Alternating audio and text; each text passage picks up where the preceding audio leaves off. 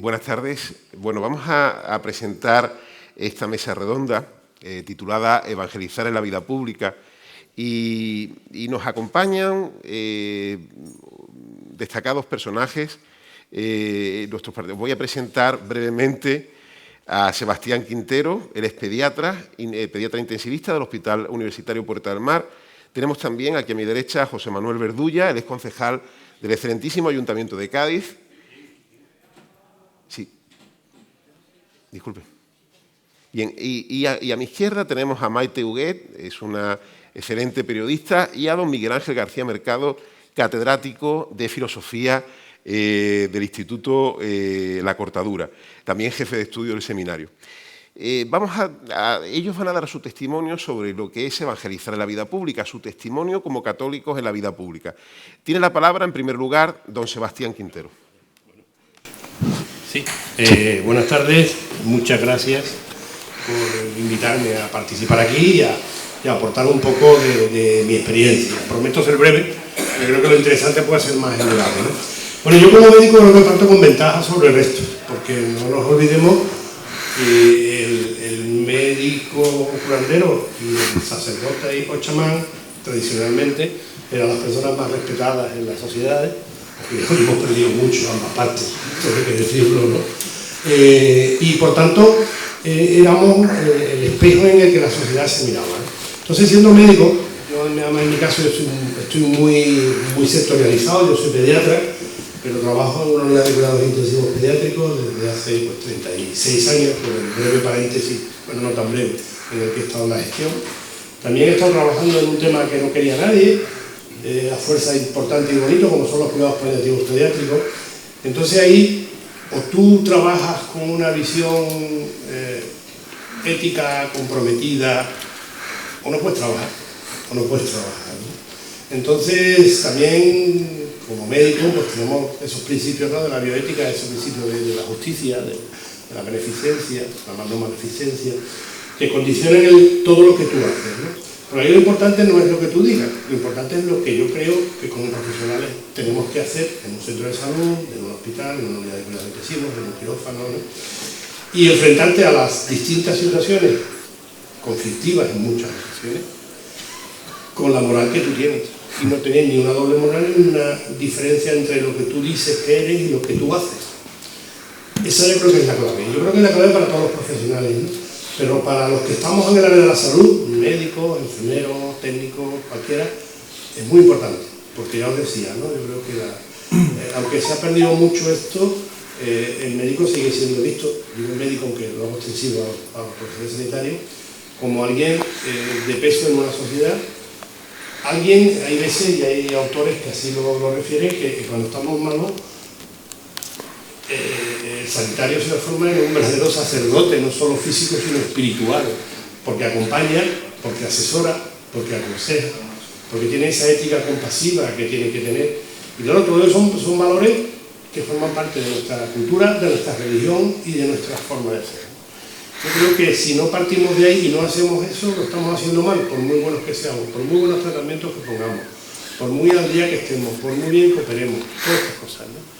Y luego los dilemas éticos que surgen, y yo creo que sería interesante plantearlos aquí, hay que abordarlo pues con la moral que tenemos, con los principios que tenemos, que no son muy distintos los de nuestra religión, de la ética médica o de la ética sanitaria, ¿no? Porque eso, no beneficencia, justicia, autonomía, pues todo eso impregna nuestra forma de ser, informa nuestra cultura de hacer y sobre todo nuestra cultura de estar donde estamos trabajando, ¿no? Y no me quiero extender más porque creo que todos... Bueno, magnífico.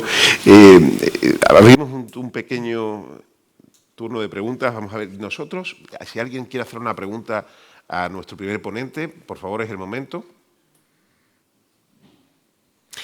Yo tengo una pregunta. Aprovechando, precisamente hablando del artículo 15 de la Constitución, la defensa de la vida, desde la concepción hasta su muerte natural. Bueno, nosotros queríamos preguntarte como médico, Sebastián, ¿influyen las creencias religiosas en la toma de decisiones de los médicos? Y a mí me gustaría decir que no, pero la realidad es que no es así. Hay quienes han estudiado eso, ¿no? En medicina se ha estudiado todo, muchas veces con mejores resultados que otros, pero por ejemplo hay un trabajo del Journal de Ética Médica, en una revista inglesa, donde la pregunta que se hacen es esa, es decir, desde 2010 dice, ¿influyen las creencias y la raza a la hora de...? Y los resultados son para plantearse, ¿no? O sea, para hacernos pensar, perdón. Por ejemplo, determinadas religiones y razas le dan mucho más cariño, mucho más cuidado al final de la vida y a los ancianos que otras. Yo no voy a decir quiénes ni cuáles. Y hay otras visiones religiosas y otras razas que le dan menos importancia a los cuidados paliativos y al tratamiento del dolor al final de la vida, que es donde se plantea quizás la problemática junto con el comienzo de la vida, que sería otra historia, ¿no? Entonces te dicen que hay planteamientos, razas, culturas, no me gusta hablar de religiones, culturas, que tratan de una manera el final de la vida y culturas que tratan de otra manera al final de la vida, siendo los dos médicos y teniendo las mismas maneras, los mismos referentes éticos, los mismos referentes morales, pero sí diferentes referentes culturales y a veces diferentes referentes religiosos, ¿no? Creo que no debe ser así. Creo que todos tenemos que tratar de la misma manera ante el mismo problema. Surge precisamente otra pregunta, si por caso, si alguien del auditorio quiere intervenir, es libre para que interactuemos con nuestro ponente. Yo tengo una segunda pregunta que sería, ¿en medicina se debe hacer siempre todo lo que se puede hacer? No, claramente no.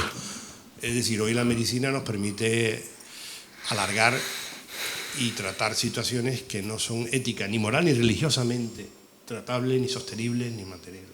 O sea, el concepto de dignidad de la persona, hoy en día tenemos que diferenciar la mera vida física, y cuando digo física me refiero sin concepto de persona, o sea, cuando ya no tenemos dignidad como persona, cuando ya no somos una persona, o cuando el fin es inmediato, nuestra actitud como profesional sanitario debe ser acompañar a ese paciente, a esa persona, y no utilizar lo que llamamos el ensañamiento terapéutico, la futilidad terapéutica, ¿no? Y eso lo tienes muy presente o corremos riesgos, porque es que hoy en día la medicina nos permite hacer cosas impensables hace mucho tiempo.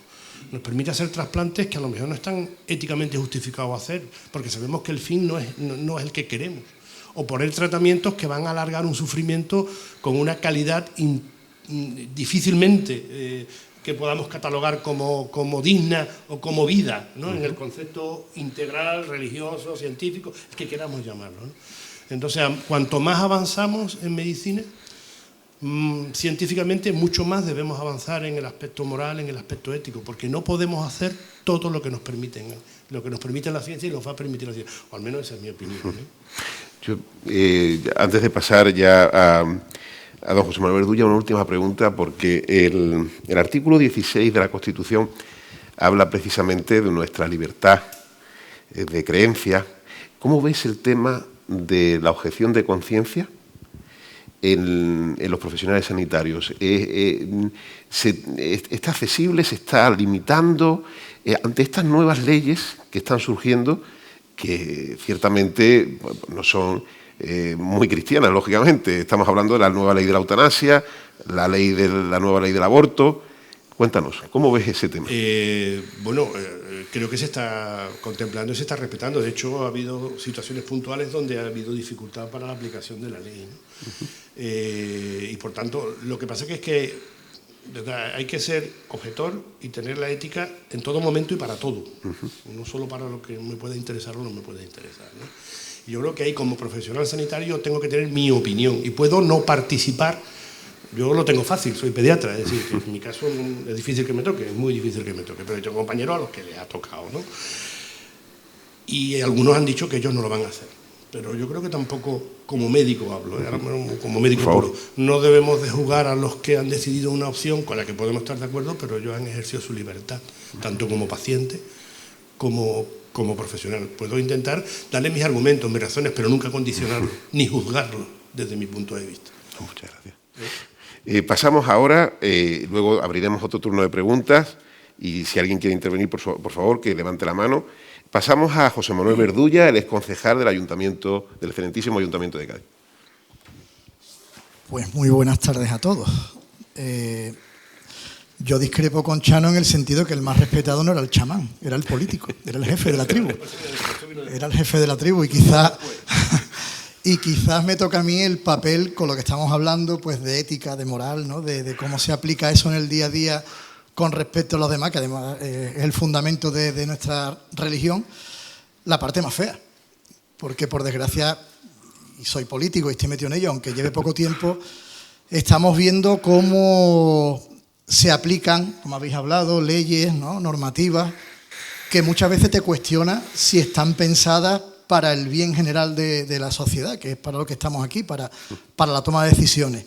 Con lo cual, si un político cuando llega a ser político no tiene una base firme, una moral firme que se fundamenta, por supuesto, en la educación que has recibido en tu casa y que has recibido en tu familia, difícilmente podrá trasladar y transmitir eso. Pero no solamente a tus pacientes o a tus entrevistados o a tus alumnos, ¿no? O yo a las personas a las que trato, sino a cualquier persona que te va a rodear. Es decir, yo podría hablar ahora mismo del punto de vista político, también he sido profesor, he sido hermano mayor de una cofradía y en el momento que tú te colocas al frente de cualquier grupo social, pequeño o grande, tú tienes que tener una base muy fuerte de valores para saber que las decisiones que tomas, que aquello que estás decidiendo, se fundamenta en algo cuyo fin no debes de ser tú.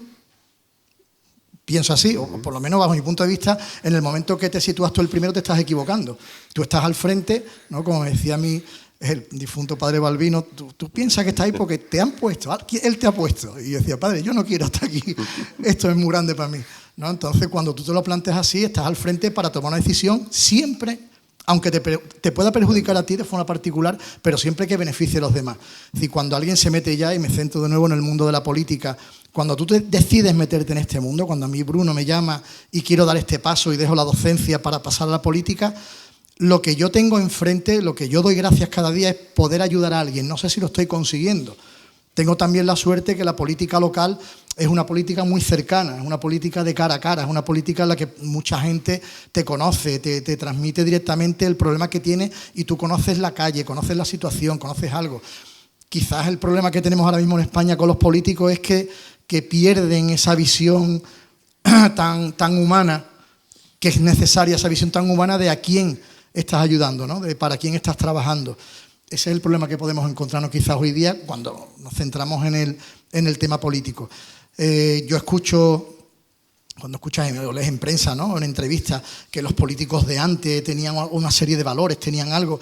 Y es verdad, porque había una cierta lealtad, había un condicionamiento de respeto, no somos enemigos, somos adversarios, tenemos ideas diferentes y eso siempre es bueno, pero nunca lo llevamos al extremo. Y hoy día vemos cómo se polariza todo, cómo eres de un bando, eres de otro, pero si soy de mi bando encima es que no te tolero, no te respeto. Entonces ahí es donde vemos que hay esa carencia de moral y de valores, ¿no? El humano, la persona siempre, o por lo menos yo lo aplico así en mi día a día, siempre tiene que estar por delante de aquello que tú puedes sacarle beneficio a esa decisión que tienes que tomar. Entonces, digo, lo tengo fácil en mi trabajo en el día a día y quizás sí, los políticos de hoy en día deberían de bajar un poco al suelo, pisar la calle y hablar con la gente y mirar a los ojos a las personas que plantean los problemas. Pues bueno, ese testimonio, además la Asociación Católica Provencista, como sabéis, ha tenido una gran trayectoria también en la vida pública, en la vida política, el Grupo Tácito. El otro día estuvimos aquí con nosotros a Marcelino Oreja. Bueno, queríamos preguntarte precisamente, José Manuel, como político, ¿cómo vives tu fe día a día? ¿Cómo vives? Yo tengo mi mesilla, mi libro de Santiago Posteguillo, que me estoy leyendo ahora, La vida de Escipión, el africano, y mi librito del Evangelio. Cada vez menos porque llego a la cama con más sueño, pero intento siempre leerlo porque me tranquiliza. Me tranquiliza, lees el Evangelio, la pequeña reflexión que viene siempre al final, Y yo no sé por qué, si coincide o no coincide, pero siempre encuentro un mensaje para algo que me ha sucedido ese día. Entonces, aunque digo que empiezo por la noche, pero ahí empieza mi día, porque ya me da esa tranquilidad que necesito para dormir, para descansar y para levantarme con ganas al día siguiente. Normalmente cuando desayuno, pues todo el mundo está durmiendo en mi casa y siempre intento buscar, eso sí, un ratito de tranquilidad para dar gracias, porque empiezo un nuevo día.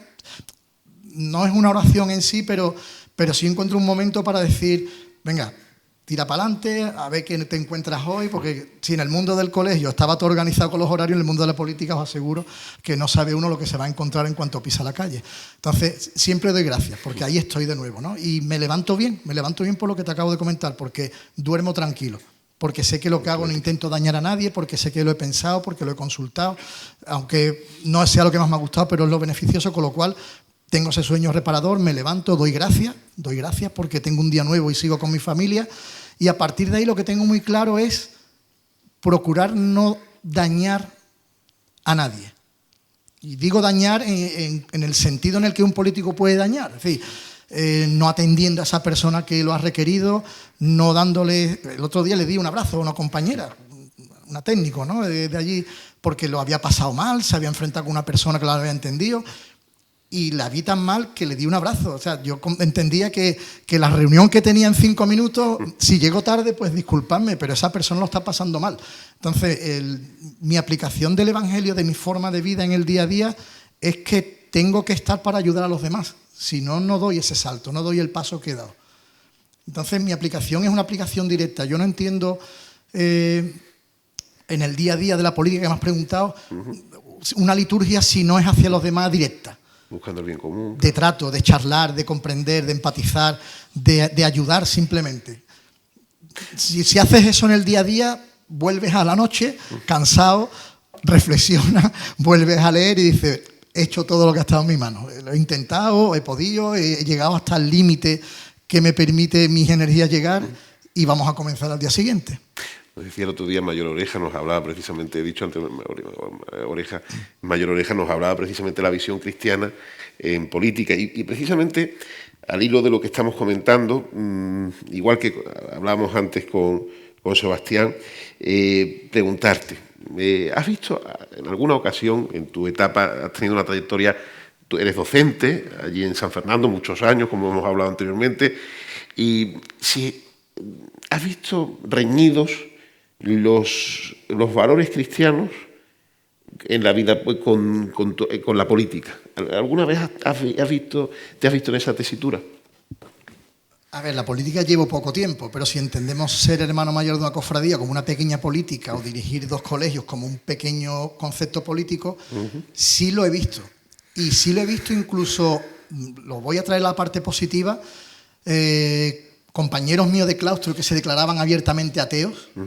Cuando hablaba con ellos, yo les decía, tú no eres ateo, tú lo que pasa es que no has conocido a Cristo, pero lo que tú me estás contando de lo que estás haciendo, de cómo te estás entregando, si esos son los valores cristianos, o sea, lo que tienes es un desconocimiento, que es lo que yo conozco y es ese consuelo que tengo. La fortuna, y doy gracias, no me he encontrado todavía ningún conflicto en el que yo haya tenido que tomar una decisión porque creo que lo pasaría mal. Y digo por suerte porque ya llevo 1 año y hasta ahora todo lo que he hecho lo he madurado, lo he pensado y creo que ha sido positivo. Entonces no sé qué ocurriría, sinceramente no lo sé, el día que yo tenga esa disyuntiva, no lo sé. Por suerte no. Y no me he encontrado ningún político hasta ahora. En mi equipo de gobierno tengo ya a mi compañera Gloria, creo que estamos todos entregados. Puedo decir que a nivel municipal hay una, entrega total. Y creo que ese es el evangelio que tenemos que dar en el día a día, ese es el mensaje que tenemos que lanzar. Gracias a los dos, a Sebastián, a José Manuel, por vuestros testimonios en el mundo sanitario, en la vida política. Pasemos ahora a los medios de comunicación. Y tenemos a una magnífica periodista como es Maite Huguet. Maite, te toca tu testimonio. Muy buenas tardes, muchas gracias por haber invitado. Bueno, ser periodista obviamente es contar cosas y muchas veces, obviamente, la mayoría de las veces tienes que ser, además, bastante imparcial y contar lo que está pasando, porque al final la persona que te lee, o la persona que en este caso, en mi caso, ¿no?, que te escucha y te ve, pues quiere conocer la verdad, y al final, pues también es una manera de evangelizar, el contar la verdad. Yo reconozco, o yo lo digo en la televisión, yo no tengo ningún tipo de doblez en ese sentido, que yo no soy de izquierda, pero si me toca cubrir algo de izquierda, yo voy y soy realista con lo que hay. Me pueda gustar o no me pueda gustar, yo estoy contando la verdad. Al final es una manera de evangelizar, porque tú estás al final siguiendo los dictados de lo que Jesús nos dijo, ¿no?, que hay que contar la verdad. Todo esto en una televisión, en mi caso, bueno, yo creo que en casi todos los medios de comunicación, en donde creo que tú has dicho el 90%, ¿no?, se declaran ateos en el colegio, en la tele, al menos en el mío 99% se declaran ateos, no creyentes. Y yo, por ejemplo, no tengo ningún tipo de reparo de decirlo, no solamente allí entre los compañeros, sino en mi vida normal, que soy creyente. Y cuando digo que mis hijos están en un colegio católico, porque creo, no solamente la concertada, sino porque creo que mis hijos necesitan, aparte de en casa, una educación, tenerla en el colegio, yo me siento orgullosa, ¿no? Y es una manera de acercar también a los medios, a través de los medios. Yo utilizo mucho el cole de mis hijos para acercar lo que hacen los colegios concertados y los colegios religiosos. Porque, ¿por qué no? Está la pública, que me parece muy bien, pero oye, que también los concertados hacen muchas cosas. Entonces, bueno, al final es una manera, no sé si de evangelizar, pero en este caso de mostrar lo que hacemos una parte de la sociedad, que cada vez no sé si somos menos, o al menos que somos menos los que decimos que somos creyentes. Sí es verdad que yo tengo la suerte, entre comillas, de que yo llevo las retransmisiones en Onda Cádiz Televisión de todo lo religioso. Eso supone una puerta en donde tienes que contar muchas cosas durante muchísimas horas, no se pueden ustedes imaginar la de horas que uno charla, pero es verdad que al final esa retransmisión de Semana Santa, esa retransmisión del Corpus, que la vamos a tener dentro de muy poquito, esa retransmisión de la patrona, te sirve también, en este caso, para evangelizar. Si yo no creyese, si yo no estuviese convencida de lo que hay ahí arriba, sería muy difícil contar a la gente, por ejemplo, qué significa, por ejemplo, el misterio de la Sagrada Cena. Sería muy complicado explicarle a la gente por qué ese dolor de María en el encuentro de Jesús con su madre en la calle de la Amargura es como es y por qué es. Entonces es verdad que yo también tengo la suerte de contar en la retransmisión con una persona que es Yolanda Vallejo, que también es creyente, entonces es muy fácil entre las dos mantener esa conversación. Pero sí es verdad que la Semana Santa, sobre todo la Semana Santa, pues me permite evangelizar, hacer una catequesis.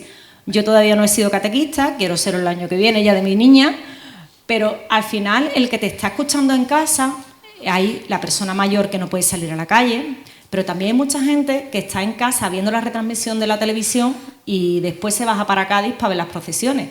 Al final tú estás transmitiendo un mensaje que le estás diciendo muy claro que sí, que es muy bonito el paso, que son muy bonitas las flores, que son muy bonitos los bordados, que es muy bonito el palio, pero que hay que explicar el porqué. Y explicar a lo mejor por qué el corazón de la Virgen María lleva 7 puñales, porque hay gente que no lo entiende, pues tiene un porqué.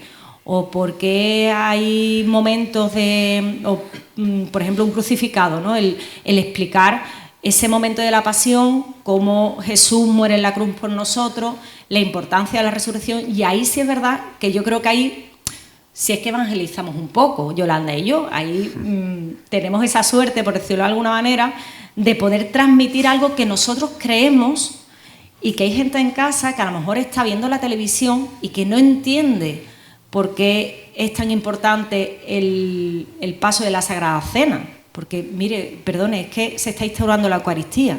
Es que Jesús convierte el pan y el vino en su cuerpo y en su sangre y nos lo deja a nosotros. O, por ejemplo, ¿por qué es tan importante la oración en el huerto? A lo mejor la gente se queda, bueno, el ángel... No, es que Jesús en ese momento dudó, o sea, tuvo un momento de ser hombre.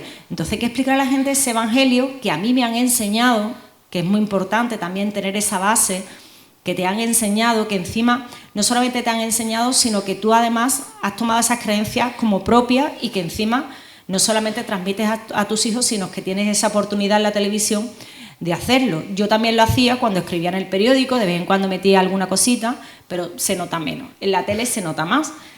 Y sí es cierto que cuando termina la Semana Santa hay mucha gente que te para por la calle y precisamente lo que te agradece no solamente es las imágenes que gracias a los compañeros cámaras pues tenemos todos los años o el sonido, sino muchas veces dice, hay que ver la de cosas que me he enterado gracias a ti. Pues yo no sabía, pues yo no me había enterado y tú dices, oye, pues algo estaremos haciendo bien Yolanda y yo, aunque sea muy poquito, pero bueno, ya sé que por lo menos hay gente que nos escucha. Y a mí lo que me importa muchas veces es que nosotros, por supuesto, nos importa la música, nos importa la Semana Santa. A mí me encanta un paso más que un tonto, vamos, un lápiz. O sea, yo veo un paso en la calle y es chillo. Pero sí es verdad que al final lo que está en la calle es mucho más que una imagen. Yo, por ejemplo, me río mucho en la tele porque con los cámaras, obviamente con los que tengo muy buena relación, me dice, ¿qué muñeco te vamos a grabar hoy?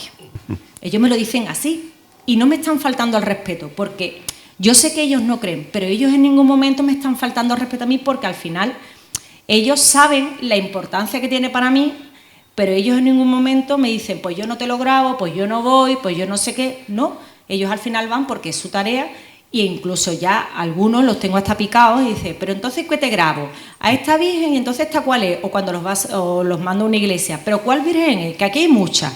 Pues mira, es la que no sé qué. Venga, vale, pues ya poquito a poco van aprendiendo.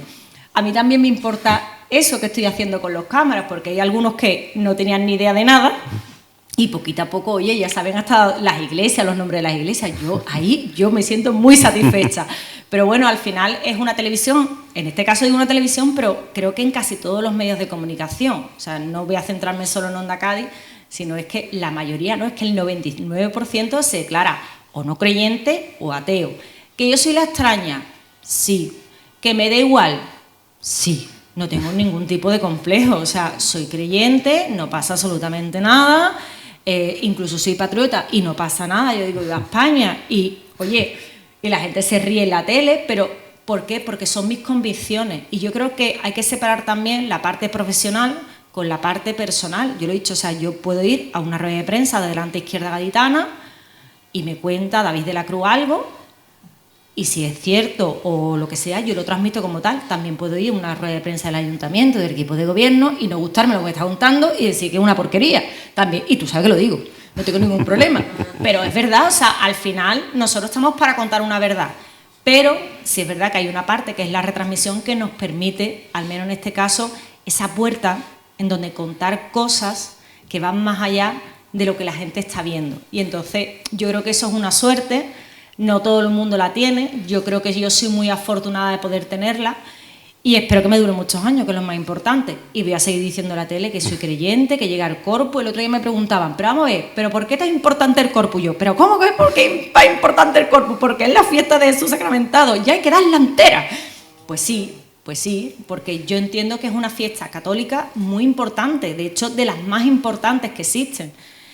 ¿Que poco a poco a lo mejor se va entendiendo? Sí, ahora por ejemplo reconozco que es muy fácil trabajar con la gerencia y con la dirección de la tele, porque va en la misma sintonía que yo, piensa igual que yo. Sí es verdad que ha habido épocas en la televisión en donde la sintonía a lo mejor no era la misma y era muy complicado convencer a una persona que la Semana Santa hay que darla entera, o el corpus hay que darlo entero, o la patrona no nos podemos quedar en la calle Plocia. Pero, bueno, también es verdad que tú tienes que entender esa parte, y que aparte es la dirección de la casa y tú te tienes que callar, pero aún así yo creo que es importante transmitir a esas personas, aunque no sean creyentes, la importancia que tiene cada uno de nuestros actos religiosos. Y bueno, y de momento, como digo, ahora sí estamos en una buena sintonía, aún sí me peleo, digo, esto hay que dar más, esto, vamos a dar más. De vez en cuando digo que no, que ya está bien. Pues después de la Semana Santa que hemos tenido, mejor que no olvidarlo. Pero sí es verdad que cuando al final la dirección de la tele tiene una misma sintonía, pues es mucho más fácil. Yo he trabajado en COPE muchos años y ha sido muy fácil, porque bueno, al final estás en el medio en donde, bueno, la religiosidad es lo que prima, pero también hay que tener en cuenta que los medios, en este caso no públicos, pero en este caso los privados, dependen de un inversor que puede tener unas creencias o unas tendencias políticas, y tú cuando trabajas ahí tienes que aceptar lo que hay, te guste o no te guste. Que esté a nuestro lado convencer, por supuesto, yo no me voy a callar, a día de hoy poco me he callado, así de vez en cuando me las han dado. Pero bueno, aún así yo creo que es importante que los medios de comunicación, sobre todo, ya seamos creyentes o no, lo importante es decir la verdad. Con la verdad se va a muchos sitios y un periodista no puede tergiversar un mensaje de un político, te caiga mejor, no te caiga peor, sea de tu cuerda o no sea de tu cuerda. Y después tener esos momentos en donde tú puedes hablar de algo más, yo creo que es muy importante. Y ya digo, yo en ese sentido, ahí sí que doy gracias a Dios y a la Virgen María, porque es un regalo que me ha hecho. Gracias por ese testimonio, Maite, con esa ventana que tienes en los medios de comunicación, el testimonio que estás dando. Nosotros, bueno, queríamos preguntarte, vamos a ver, ¿cómo se puede hablar de Dios sabiendo que el público es muy heterogéneo y en muchos casos, como tú bien has dicho, no es creyente? Se habla porque al final tú estás transmitiendo algo en lo que crees. Hay gente que te está escuchando y dirá, no veas el babetazo que me estaba alargando ahora mismo, porque alguno lo pensará, por supuesto, cuando nos está escuchando a Yolanda y a mí en las retransmisiones de Semana Santa. Pero al final tú estás haciendo una retransmisión de algo religioso, tú tienes que poner esa base. Si no tienes esa base, por mucho que yo hable de un palo, de un palio o de una bambalina, da igual, si es que el mensaje es lo que estás viendo, que al final es la imagen del Señor y de la Virgen. Entonces, obligatoriamente tienes que hablar de ellos y de su vida, porque además la Semana Santa es un momento de la vida de Jesús, un momento fundamental. Entonces, bueno, el que está en casa que no es creyente y te está escuchando, bueno, a lo mejor no te está escuchando a media, pero un poquito yo creo que te escucha. Y de vez en cuando dice, oye, pues yo esto no lo sabía, oye, pues ahí me pierdo un poco. Obviamente, cuando tú le estás transmitiendo ese mensaje a la gente que es creyente es mucho más fácil. Recordemos, bueno, muchos de aquí saben, el siervo de Dios, don Ángel Herrera Oria, cómo hablaba de la utilidad de los medios de comunicación para evangelizar. Y surge la pregunta, tú algo has comentado y además cómo haces incluso con tus cámaras, cómo poco a poco, por lo menos les vas dando una formación en estos temas. La pregunta en concreto ¿es posible evangelizar en una retransmisión de televisión? Yo creo que sí, aunque sea un poquito, yo creo que sí se puede, Paco. Porque al final, vuelvo a decir lo mismo, nosotros cuando hacemos esas retransmisiones, por ejemplo el Corpus, a la gente que el domingo 2 enciende la tele a las 9:30 de la mañana, ve al pontifical y diga, ¿pero qué está dando Onda Cádiz? ¿Esto qué es? Pues yo tendré que explicar por qué hay un pontifical y tendré que explicar qué estamos celebrando y tendré que explicar la importancia de esa celebración y por qué se celebra, que nadie se quede con que es una simple Eucaristía. Obviamente tendré que recalcar este año que es el año de la Eucaristía, pero bueno, eso va aparte. Y después cuando sale Jesús Sacramento a la calle, yo todos los años me lo digo, que aunque sean pocas, pero veo que la gente se arrodilla. Y yo diré el por qué hay que arrodillarse. Porque hay gente que además ha perdido esa costumbre, incluso los propios católicos, que parece que nos cuesta arrodillarnos. Yo entiendo una persona mayor no se arrodille. Pero nosotros nos tenemos que arrodillar porque yo a mi hijo le digo y a mi hija que se arrodillen, porque es Jesús. Y es el cuerpo de Cristo. Entonces, al final tú estás transmitiendo algo para que la gente lo entienda. A mí, por ejemplo, me llama mucho la atención que los cámaras, aunque yo creo que no están escuchando, ellos en las retransmisiones tienen unos cascos puestos y están escuchando todo lo que nosotros estamos diciendo, y es muchísimo. Pero yo cuando termino la retransmisión, a mí es una de las cosas que más me satisface, escuchar a un cámara que me dice, oye, pues yo no sabía esto. Oye, pues mira, yo no sabía por qué. Un año me preguntaron, yo no sabía por qué se arrodillaban. Pues mira, ya te has enterado. Y gente que no es católica, que no va a misa, que a lo mejor se ha casado con la iglesia porque se ha casado con la iglesia, pero no tiene bautizado a los hijos o no han hecho la comunión. Pero bueno, yo creo que es importante, ¿no? Aunque sea a ese compañero, a esa persona que nos está viendo a través de la tele, al final tú le estás enseñando algo que a lo mejor o no sabe o alguien no le ha enseñado, que también es muy importante, o que simplemente por la falta de costumbre lo ha dejado de hacer. Pues yo le digo la importancia, por ejemplo, porque hay que arrodillarse cuando pasa la custodia del cuerpo y me quedaré muy satisfecha. Gracias, Maite, por este testimonio y pasamos ya, porque vamos en tiempo, a un magnífico docente. Hay dos magníficos docentes en esta mesa redonda. Miguel Ángel García Mercado tiene la palabra. Bueno, a ver qué cuento yo. Vamos a ver. El filósofo es lento, ¿eh?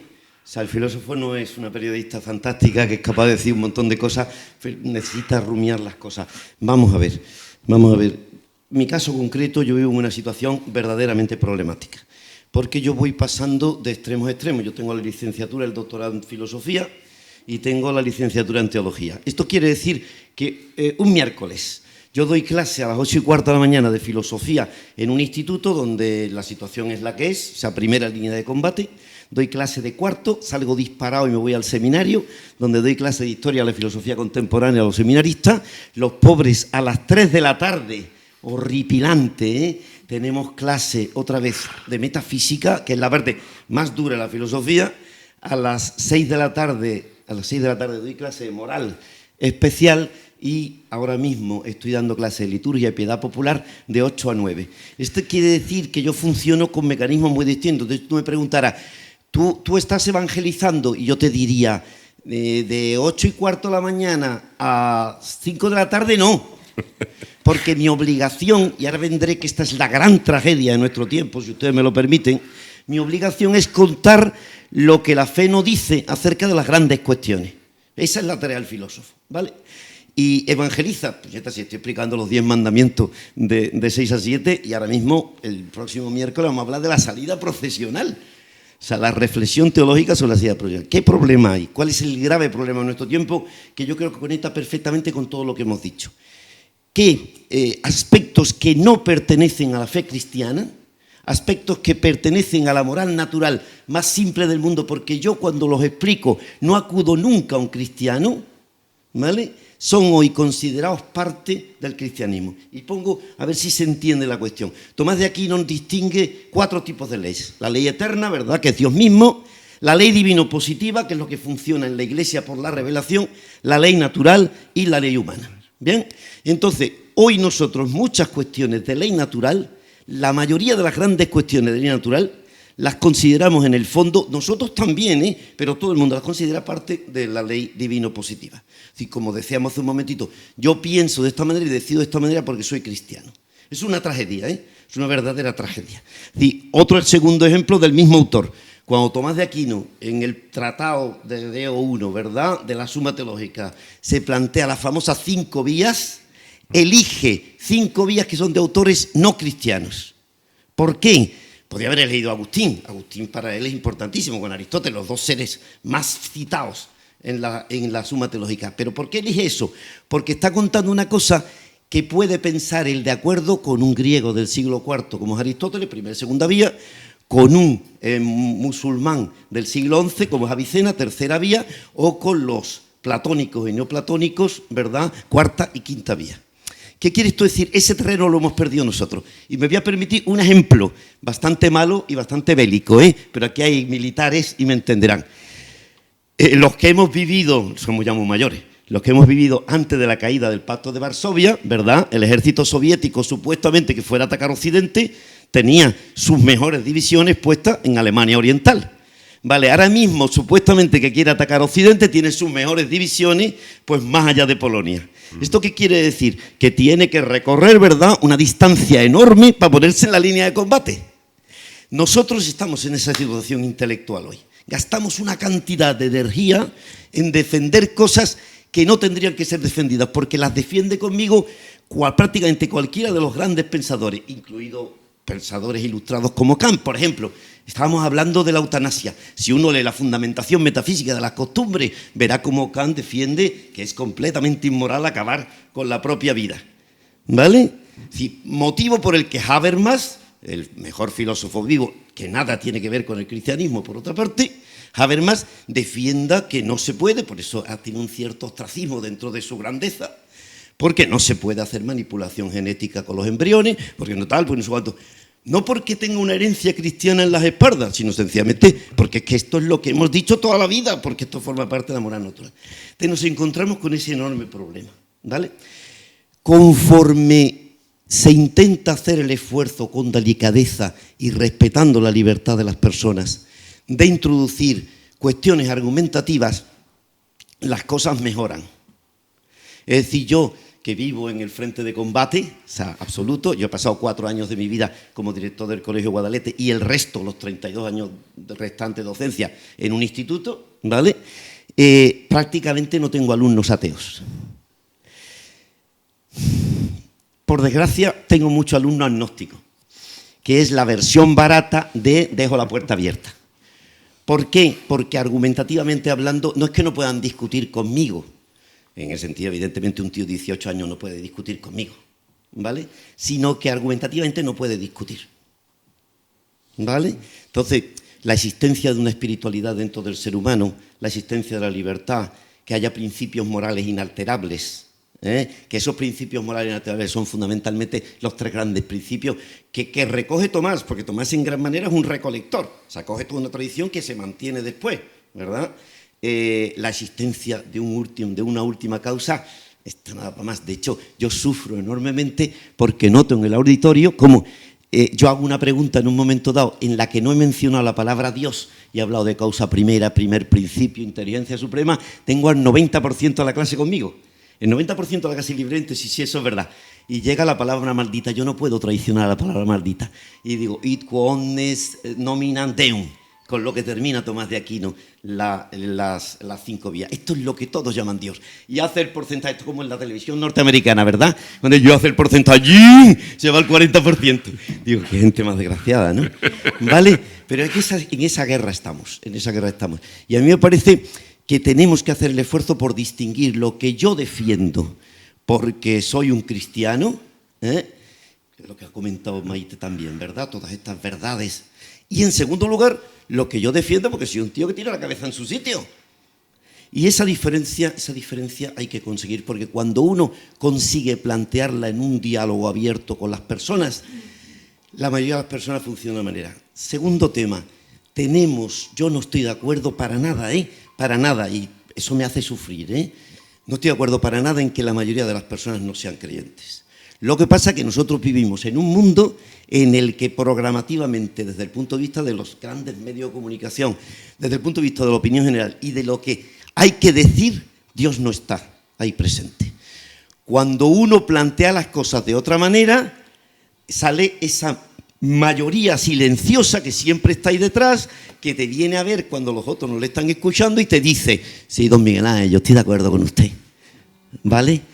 Entonces, eso es lo que uno tiene que intentar fomentar y luego la coherencia de las personas. Eso por un lado. No, gracias.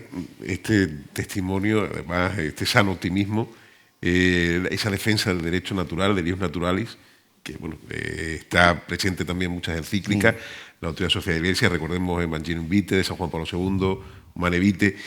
Nosotros creo que vamos en tiempo, nos quedan 10 minutos para la clausura.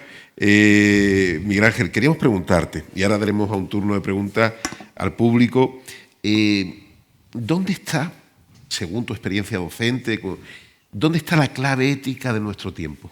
Vale, bueno, tengo que decir una cosa, yo salgo de aquí admirado, porque hay 3 personas, y lo sé que lo dicen honestamente, que están enormemente satisfechas de su decisión. Yo estoy muy insatisfecho. O sea, soy profundamente optimista porque Dios no pierde batallas. Pero soy profundamente deprimente porque ha elegido de caballo de batalla un caballo percherón asqueroso, ¿verdad?, lleno de pulgas, que se llama Miguel Ángel García Mercado. ¿Vale? Esto es así. Esta mañana yo me quedé ayer hasta no sé qué hora para intentar tener el acta perfectamente preparada de evaluación de segundo bachillerato, preciosa, en 7 colores. La he entregado y un compañero que me entregó las notas a las 9:30 de la noche, ¿vale?, me dijo en la sesión de evaluación, pero bueno, ¿por qué es tan importante que estén las cosas bien presentadas? Y yo ya me tiré en paracaídas delante de todos mis compañeros. Es que yo no solo te entrego las cosas bien a ti, se las entrego también a Dios. Entonces, este es parte de mi trabajo, yo tengo que hacer esto. Bueno, pues después de esta declaración programática tan estupenda de lo guay que soy, he metido un patazo esta tarde, a las 4 de la tarde, que por eso he llegado aquí corriendo tarde, porque he puesto una cosa que tenía que poner otra, y salía la del tigre, ¿vale? Quiere decir, hacemos lo que podemos. La clave está en tratar a la persona como persona. Ya está. Eso es muy complicado. tratar a la persona, a toda persona, a cada persona. El poder mirar a la gente a la cara y saber que eres tú, nominativamente, como Dios le conoce, con el nomiñolo, ¿verdad? Yo te he llamado por tu nombre, tú eres mío. Esa es la gran instancia de nuestro tiempo. Entonces nosotros seguimos seleccionando quién es persona y quién no lo es. Y como seguimos seleccionando quién es persona y quién no lo es, así nos va. Tenemos un instrumento precioso, que es la Declaración Universal de los Derechos Humanos del 48, y nosotros hacemos lo que nos da la gana con esa declaración. Es decir, porque, bueno, pues este lo es, este no lo es, este ya veremos, este no sé cuándo, y así estamos. Entonces, claro, en esa tesitura el tema es complicado. Muchas veces los cristianos, que estamos muy preocupados por dos situaciones, nos rompemos por la mitad. Y yo creo que tenemos que luchar por no rompernos por la mitad. Hay parte de nosotros que está muy preocupado por el inicio y el final de la vida, y me parece muy razonable que estemos preocupados por eso, porque es que la situación ahí es dantesca, ¿vale? Y en el fondo, primer precepto de la ley natural, protege tu vida hasta el final, suicidio asistido. Segundo precepto de la ley natural, protege de los tuyos, de tu descendencia por encima del otro. Tema del aborto, cuando hemos roto con eso, a ver qué narices vamos a hacer nosotros en el tercer precepto de buscar el bien y buscar la paz. Así nos va, claro. Pero, y en segundo lugar, gente que solo está ocupada del tránsito entre el nacimiento y el final. Personas que no le dan mucha importancia a los de en medio, personas que solo le dan mucha importancia a los de en medio. Y ahora mismo tenemos ese cristianismo roto. Parece que hay un cristianismo dogmático que está muy pendiente e insistiendo mucho en el tema del inicio y el final de la vida, que, vuelvo a insistir, es importantísimo. Y un cristianismo social que parece que esto le da exactamente igual y que solo está preocupado por lo de en medio. Tenemos que hacer el esfuerzo por recuperar quiénes somos. ¿Quiénes somos? Juan el Bautista. ¿Quién es Juan el Bautista? El tío que le dice a los soldados: no le pidáis dinero de más a la gente, ¿verdad? No defraudéis, no maltratéis al personal, y que le dice luego a Herodes: no puedes tener a la mujer de tu hermano. Si la moral cristiana no son dos morales, es una, y transita. Entonces, en todo el esfuerzo que nosotros hagamos a nivel pequeñito, concreto, saber ser cumpleaños de los alumnos, llamarles por su nombre de pila, ¿verdad? Estar atento a las necesidades, intentar atender persona a persona. Todo lo que hagamos eso es presencia de Dios Padre en el mundo, y bueno, conseguiremos más, conseguiremos menos. Y ya, por último, la segunda pregunta que... Yo no consigo nada, por cierto, pero vamos. Dice, ¿qué nuevos problemas políticos ves que se dan en nuestros días, Miguel Ángel, que antes no existían? Vale, muy rápido, y esto sí que soy rapidísimo. Yo doy historia de las ideas políticas en la UNED. ¿Vale? Dos cuestiones que tenemos que resolver. La primera, una globalización que no mate las raíces morales. Ahora mismo nosotros tenemos una globalización de tipo tecnológico muy importante, tecnológico y comercial, que trae una especie de bañito externo de moralidad. Moralidad ecológica, más o menos moralidad antropológica, ¿vale? Tal. Eso no hunde en las raíces, sino que curiosamente pasa como pasa con los animales. Cuando yo le enseño a un animal a hacer cosas que no están en su naturaleza, olvida las que estaban en su naturaleza. Entonces nosotros nos estamos encontrando ese problema, me parece gravísimo, gravísimo, lo que nosotros estamos haciendo con el proceso general de globalización, que es muy bueno. Podemos operar a un niño, ¿verdad?, en cualquier parte del mundo, mandando los medios técnicos, teniendo el saber. Pero ¿cuál es el problema? Que nosotros estamos dejando a mucha gente, incluido nuestro país, estamos dejando a mucha gente sin raíces. Por eso es tan importante lo que hace Maite, de trabajar esas raíces fundamentales cultural-religiosas, porque en definitiva están muy unidas en nuestro pueblo, para que la gente tenga donde agarrar con el suelo, porque si no, que se produce desarraigo. Primera cuestión. Muy rápido. Segunda, la dejo abierta, un concepto dual de democracia. Siempre hemos tenido, yo lo enseño a los alumnos de Ciencias Políticas, que toda la tradición ha enseñado que hay dos modos de gobierno de la mayoría, uno es bueno y el otro es malo. ¿Cuál es el gobierno bueno de la mayoría? Lo que se llamaba politeia. El gobierno bueno de la mayoría es cuando se respeta el bien común. ¿Cuál es el gobierno malo de la mayoría? Cuando la mayoría pasa por delante de la minoría y la destroza, ¿vale? Y eso se llamaba clásicamente demagogia. Nosotros solo tenemos un concepto de democracia, con lo cual cualquier cosa que sea votada por la mayoría de las personas, por el 51% de los parlamentarios, con independencia de que sea buena, si no es tan escandalosa como la de Ruanda, ¿verdad?, de tirar a la gente por los puentes, o lo que hicieron los nazis, que siempre están los benditos nazis para permitir que nosotros digamos ellos son los malos y así yo soy el bueno, ¿vale? Y los nazis son malísimos, no vaya a pensar alguien aquí que yo estoy defendiendo a los nazis, ¿vale? En ese momento la democracia entonces queda. ¿Y qué ocurre entonces? Que lo que decía Ernst Bloch, marxista. Ese hombre maltratado, humillado, destrozado, alienado, sigue estando en la misma circunstancia. ¿Quién es ese hombre hoy? Evidentemente es el pobre, lo es el inmigrante, es el niño embrionario, es el anciano, es el demente, es la persona que no tiene medios para acceder a la primera globalización, ¿vale? Es terrible. Yo le contaba, y me callo ya, le contaba a mis alumnos el otro día. Yo trabajo en el Instituto Fuerte de Cortadura. El Instituto Fuerte de Cortadura, ya todos los institutos son institutos de barrio. Si cogen, salvo que un alumno se quiera desplazar, cogen a los alumnos de alrededor. Yo tengo los dos extremos de Cádiz. Tengo a los niños desplazados que están en la zona, ¿verdad?, de justo casi ya en la vía del tren, y tengo a los niños de la avenida.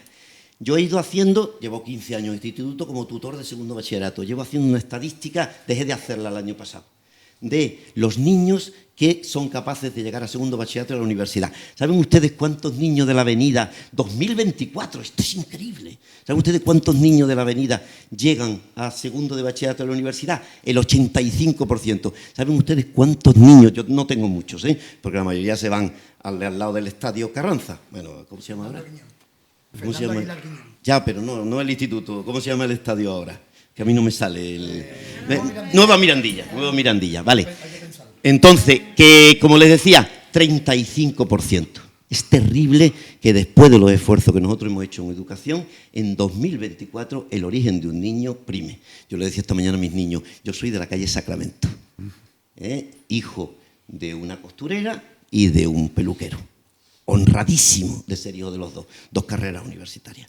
Eso hoy, después de tanto invertido, es un verdadero problema. Gordo, gordo.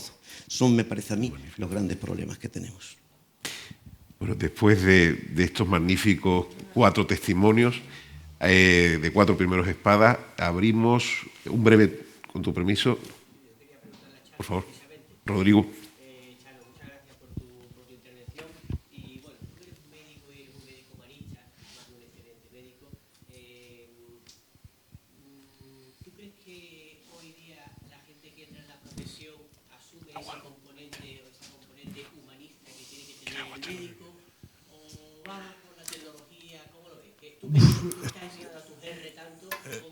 Esta pregunta tiene trampa, porque la respuesta no es políticamente correcta. En medicina están entrando los que tienen la nota más alta de los institutos, y eso no significa que sean los mejores médicos. Yo recuerdo, yo también soy del barrio San Juan de Cádiz, y presumo de ser el primer universitario de mi familia. Entonces en mi clase, el que sacaba un 6,5, un 7, palma con las orejas. Y si había alguno que sacaba 9,5, era raro. Bueno, pues ahora todos los raros son los que están entrando en medicina. Eso no significa que sean malos. Yo cuando alguien sobre 14 saca 13,95, digo, este es raro. Entonces Feliz se ríe, que ha sido decana. Pero no sé si habrá algún familia, algún padre de Miro y tal, hay excelentes Mires, ¿no? Pero la vocación y la medicina, bueno, yo lo hablaba antes, ¿no? En las tribus, el chamán y el sacerdote eran como, pues la medicina es casi como el sacerdocio, o tienes vocación o eres otra cosa, eres un técnico de la salud, pero no eres un médico, ¿no? Y ahora hay un porcentaje importante, no sé cómo de grande, de médicos que se han entrado en medicina porque era la carrera que pedía más nota y no tenía paro. Y lo estamos viendo, por ejemplo, en el MIR. Cuando yo hice el MIR de esto ya hace muchos años, las primeras especialidades que se agotaban eran las más médicas. Los cirujanos, los internistas, los cardiólogos, los pediatras. Hoy en día son las que tienen mejor consulta privada. Y yo lo dejo ahí. O sea, dermatología, que tengo magníficos amigos míos dermatólogos, dermatología es la primera que se agota. Anestesia, cirugía plástica, o sea, especialidades que son igual de dignas, que no que nadie, yo bueno, ya como no soy gerente puedo decir lo que quiero, ¿no? Pero eso refleja mucho lo que está pasando, ¿no? Cómo hemos pasado de que medicina interna, pediatría, cirugía, traumatología eran las primeras y las que más se elegían, a que ahora se elijan las carreras, las especialidades que tienen mejor salida. Incluso hay residentes que han venido y nos preguntaban, oye, ¿aquí en las guardias el residente duerme? Y digo, ¿cómo? ¿Cómo? O sea, algo que era impensable cuando yo le digo, pues claro que el residente no duerme, duerme cuando puede, pero vienen y te eligen y tienen ranking de hospitales hospitales donde si puedes no lo cojas porque las guardias son muy malas y no te dejan dormir por las noches. Yo creo que esto te responde perfectamente. Hay excelentes residentes, excelentes profesionales, pero es verdad que cuando tú metes el único sesgo, la nota, y la nota que pides es la más alta y no pones una nota media de corte y que luego a lo mejor un primero selectivo o otra manera elija, pues entran los que tienen 13,9, que a lo mejor no son los mejores profesionales, son los que han sacado 13,9. No sé si en la educación estáis de acuerdo o no. Sí, totalmente. ¿Es posible alguna otra pregunta? Marifé. Tanto a José Manuel como a Miguel Ángel, ¿qué opináis sobre la Agenda 2030? Que hable Miguel Ángel. A ver, la Agenda 2030, el problema hoy son los paquetes, incluso entre nosotros. Es decir, que uno asume todo el paquete. Y pienso, como decía Maite, que ella puede estar de acuerdo con Juanito en un momento dado, porque todas las soluciones que van más allá de la estricta ley natural son leyes humanas. Por tanto, leyes falibles, incluso leyes maravillosas que duran un tiempo y luego no sirven. ¿Vale? Si nosotros intentamos poner en Irak la democracia, que es un sistema maravilloso, y anda la que se nos ha montado, que todavía no hemos terminado allí de liarla. ¿Qué quiero decir? La Agenda 2030 tiene aspectos muy interesantes mezclados con aspectos ideológicos profundos. Hoy día hay una colonización ideológica que forma parte de esa globalización que yo hablaba, porque, entre otras cosas, nosotros nos encontramos con un dilema que ya Ulrich Beck ve claro. Necesitamos consumidores, por un lado, ¿vale? Y por tanto no puede haber grandes fuerzas morales, porque la fuerza moral de por sí es un planteamiento conservador en el buen sentido de la palabra, es decir, es un planteamiento que conserva los elementos y por tanto tiene un juicio prolongado en el tiempo. Pero el consumo que necesita nuestra industria actual necesita gente que esté necesitando comprar constantemente y por tanto sea muy voluble. Así que esa globalización en la que yo introduzco y consigo nuevos mercados, cuando seguro que hay aquí personas dedicadas a este tema, y dice, mi gran sueño es conseguir un nuevo mercado de actuación, implica que tiene que haber gente voluble a la que yo acudir para que, si no tienen el último móvil, si no van vestidos de esta manera, si no tienen esta identidad, entonces no son plenamente personas de primer nivel. Entonces, este es el problema, que ambas cosas están unidas. Entonces, hay toda una serie de cuestiones ideológicas que además no se han discutido, que es lo que a mí me parece más problemático. O sea, si algo forma parte del núcleo fundamental de la filosofía es el diálogo. La filosofía nace en los diálogos platónicos y debe morir con los diálogos. Entonces, no son temas que se han discutido, son temas que se han impuesto como verdades absolutas. Entonces, ¿qué problema hay? Que además no solo es que no se pueden discutir. No se pueden discutir. No quiero pisarte, pero porque voy a colación tuya, ¿no? El problema que podemos encontrar, o si queremos buscarle un problema a la Agenda 2030, primero es la forma en la que se ha ido imponiendo en la clase política, ¿no? En la gestión de los diferentes países. Es una agenda que surge y de cuando te das cuenta estás actuando sobre ella. ¿Dónde está la demagogia, que es la gran demagogia que siempre con la que actúa la izquierda y que nosotros vivimos incluso en los plenos muchas veces? Es que te plantea una situación a la que tú no puedes moralmente negarte. Vamos a acabar con la pobreza. Y tú dices, puñeta, claro, es necesario. Bien, para ello vamos a lanzar a todos los ricos por los bloques. Y tú dices, un momento, espérate. Es que te estás negando. Tú dices, no me estoy negando a la forma en la que me estás diciendo que la ejecute. Entonces, yo creo que ese es donde hay que tener cuidado con la Agenda 2030. Si la pregunta es, ¿qué me parece? Te digo, no puedo negarme. O sea, de los 17 objetivos estos, es que no puedo negarme a ninguno, si son todos razonables y humanos y necesarios. El peligro está en cómo vamos a implantarlo y cómo vamos a llegar a conseguir esos objetivos. Y ahí es donde, como ha dicho bien Miguel Ángel, hay una carga ideológica bastante fuerte que hay que ir limando, que hay que ir luchando contra ella.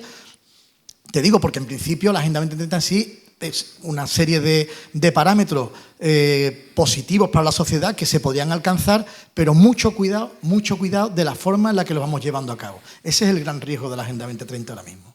Si me permite una cosita para terminar, y que coincido plenamente con Samuel. Vamos a ver, nosotros vivimos una sociedad tecnológica. La sociedad tecnológica es una opción, es una cultura de medios y no de fines, ¿vale? Por tanto, los medios se deifican. Este es el gran problema. El gran problema no es acabar con la pobreza. El gran problema es que el único modo de acabar con la pobreza es regular el nacimiento de los individuos en esa población. Con lo cual, además, acabo con la primera fuente de riqueza de esa población y al final termina en una situación endémica, ¿vale? Pero yo convierto los medios en el final. sea, a mí me encantaría que los católicos rezaran con la misma devoción fiducial el credo todos los domingos con los que se recita en los libros de texto la gente 20-30, ¿vale? Se levanta uno y los efluvios, incluso uno se levanta de esto. La pregunta es, ¿me interesa la persona que está al lado? Yo creo que ahí no hemos ganado nada. Una sola cuestión y termino. Hace pues 15 años tranquilamente que yo pongo en clase una película. No voy a contar cuál es, pero una película en la que hay robots ya operando sobre el mundo, pero viviendo con nosotros, y resulta que hay un accidente. Y en el accidente están implicados en un coche un policía y en el otro coche un padre con una hija de 11 años. Los dos están metidos en el agua, a pique de morirse, y entra un robot de esto a salvarlos. Y entonces tiene que elegir. Ve que el policía tiene más posibilidades de vida, más tanto por ciento, salva al policía. El policía es el único tío en esa sociedad que odia a las máquinas. ¿Por qué odia a las máquinas? Y él lo explica. Porque cualquier ser humano sabía que había que sacar a la niña. Ojo, no había que sacarle a él. No está hablando de un tercero. Bien, yo hago esa pregunta previamente a los alumnos. Cada año consigo menos respuesta a favor de la niña. Nosotros en Manisi, en uno de los yacimientos prehistóricos, ¿vale?, de hace muchísimo tiempo, antes de que hubiera Sapiens Sapiens, tenemos un tío desdentado que vivió al menos 4 o 5 años sin dentadura y al que había que fabricarle el bolo alimenticio, ¿verdad?, para metérselo en la boca. Eso es la contradicción del animal. El animal, cuando tiene un individuo defectuoso, lo pone en primera fila, se lo coma el felino, ¿vale? Mientras que ellos protegieron a esta persona entre 3 o 4 años. ¿Por qué? Porque la esencia de la humanidad pasa por aquella persona que aparentemente no tiene humanidad. Defender la humanidad de Cristiano Ronaldo ya la defender solo y los gorilas que tiene a su alrededor, ¿vale? Pero defender la humanidad de la persona cuya humanidad está amenazada es el gran objetivo. Y a mí me parece que, pese a intentarlo desde el punto de vista genérico, luego cuando llegas a las conclusiones eso no se defiende, ¿vale?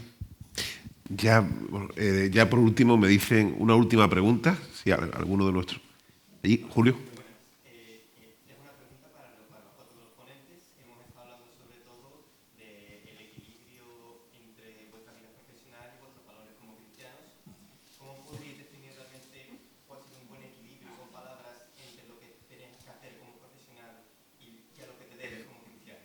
Buena pregunta. Vale, yo empiezo y así me callo. Qué inteligente ha sido esa pregunta de este individuo, que por cierto es mi hijo. No sé si lo sabéis, ¿vale? Bien. Anécdota y me callo, para que se demuestre nuestro hondus y ponor, es decir, la grandeza y la miseria. Voy a dar una charla a San Fernando, muy aplaudida, y llamo a una hija mía, ingeniera, a casa a preguntar por nosotros, habla con mi mujer y le dice, ¿y papá dónde está? Y dice, está dando una charla. Y dice, ah, qué bien. ¿Y de qué está dando la charla? Y me parece que era de optimismo en la educación o de optimismo en buenas maneras. Dice, ¿qué? Se la está inventando, ¿no? Bien, ese es el tema. Es decir, entre el decir y el hacer siempre hay una distancia. Hay que pelear para que la distancia entre el decir y el hacer se reduzca. Yo creo que los 4, bueno, yo 3, además que su hacer es bueno, ¿no? Pero nuestro decir está muy claro. Pero es complicado de verdad todos los días, en todas las circunstancias, en todos los momentos, que esto es lo que nos sirve, porque en última instancia lo que hay que hacer es amar. Al guapo y al feo, ¿vale? Al listo y al tonto. Y eso es muy complicado, es verdad, eso es una pelea difícil, por lo menos en mi caso. Maite. Bueno, en mi caso, yo lo he dicho antes, al final el periodista está para contar la verdad, independientemente de uno es cercano o no a unas ideas políticas o unas creencias religiosas. Yo, por ejemplo, sí, te voy a decir, en mi caso, yo no voy a nada que sea antiabortista. Lo tengo claro.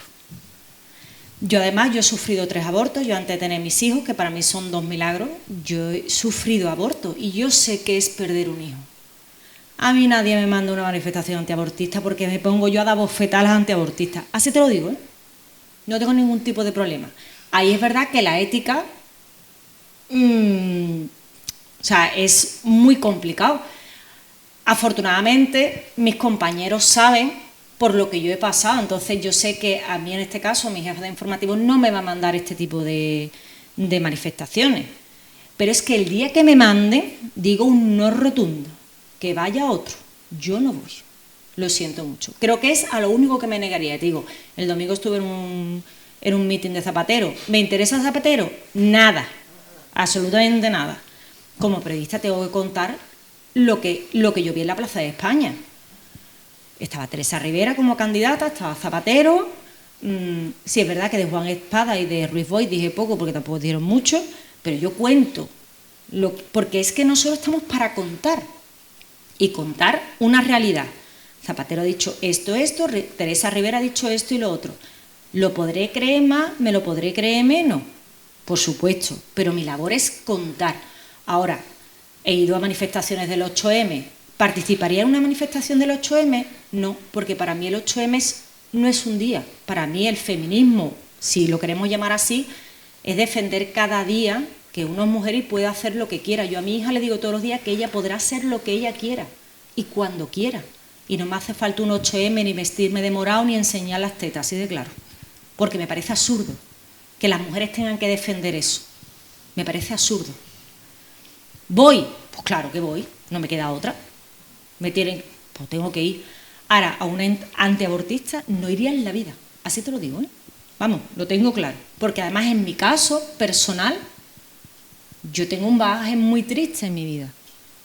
Yo he perdido 4 hijos, 3 abortos, uno primero, unos mellizos y un tercero.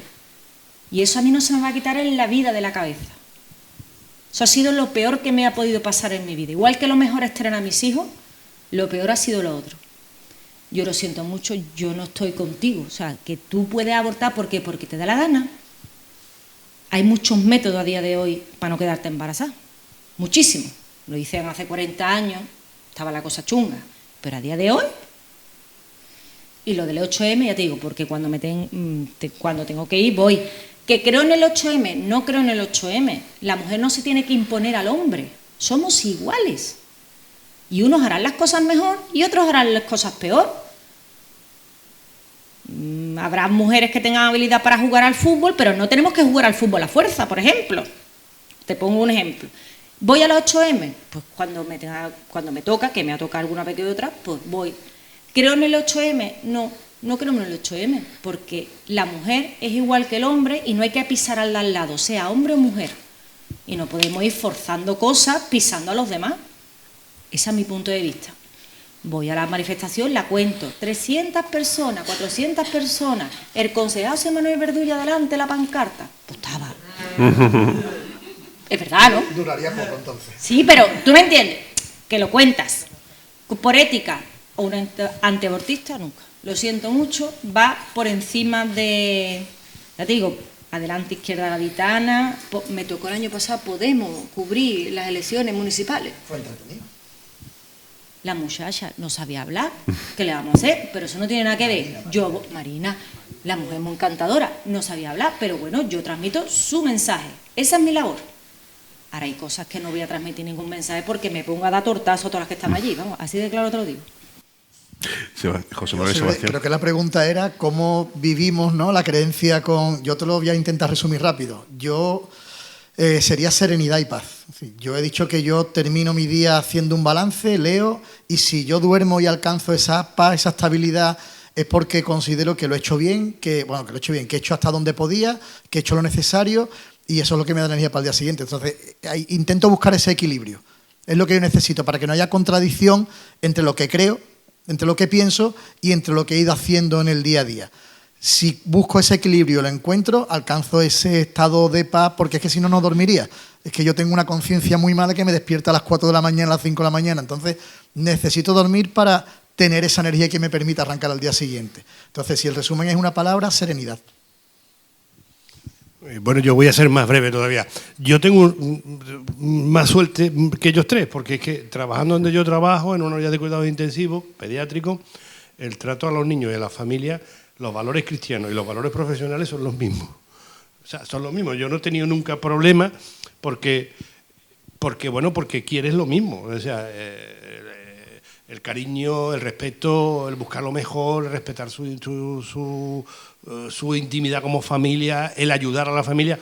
Yo he tenido la suerte de que en mi puesto de trabajo esos valores son los mismos. Otros compañeros que trabajan en otras áreas, sin duda, tienen muchos problemas.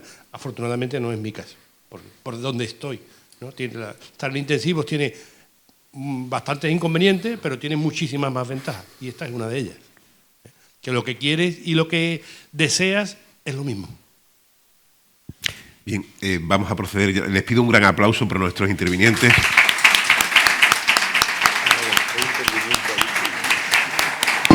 Nuestros, los 4.